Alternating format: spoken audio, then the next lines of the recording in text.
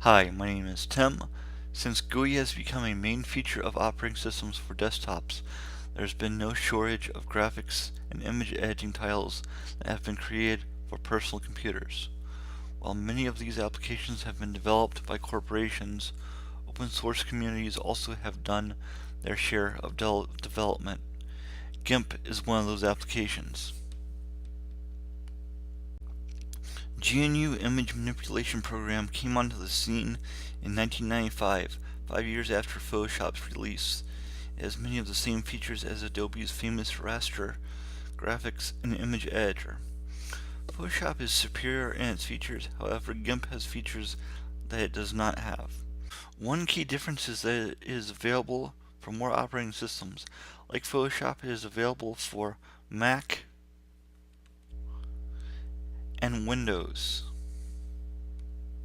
It is also available on every Linux, BSD, and Solaris distro. GIMP is also free. Anyone can download it and install it without spending a dime. Anyone also has the freedom to make changes to the source code. Next, this video will give an overview of GIMP's user interface and menus.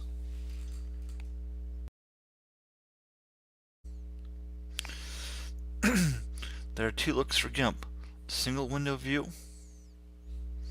and the one that keeps the windows separate. The separated appearance keeps the main window and the dialog boxes distinct elements floating over the desktop. The main window contains the active image or artwork. If there are multiple documents open, there will be multiple windows open.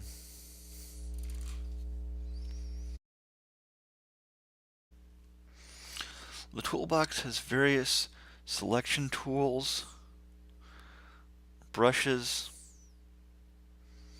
drawing tools, and erasers. Each tool has a set of options that appear in the tool options section after it is selected.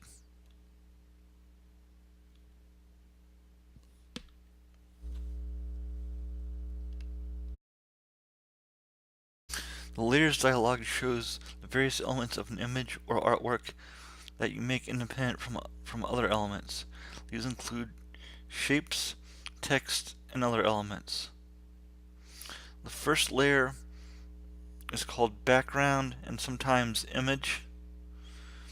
Everything you do will be added to the background layer unless you create a new layer, such as I created one for the square and one for the circle. There's another section that allows you to choose the hardness or texture of a brush or drawing tool.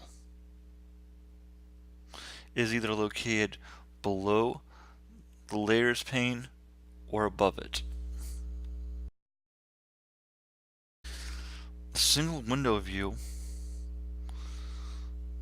places the open artwork and images and the dialogues we just talked about in a single window. If there are more than one artwork or image that is open, they're placed in tabs above the active artwork or image. So for example, I have the sample image that I created for this video and an image of myself. So if I want to work on the image of myself, I would just go up and click on that. Or if I wanted to work on the artwork, I would just click on that thumbnail or tab, and it would appear in the main center part of the window here. In addition to these tools, GIMP has other settings and tools in 10 of its menus: File, Edit, Select, View, Image, Layer, Colors, Tools, Filters, and Windows. There's also a Help menu, and if you're using a Mac, there is a menu called GIMP. To download GIMP for Mac or Windows, visit gimp.org/downloads.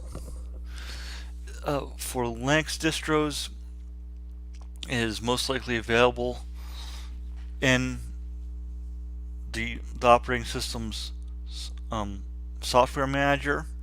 However, you also have the ability to download packages through the downloads page as well. Been an introduction to GIMP, or GNU Image Manipulation Program. Thank you for watching. To learn more about GIMP and other open source applications, visit the OS College website. Many of these videos are also on OS College's YouTube and Vimeo channels.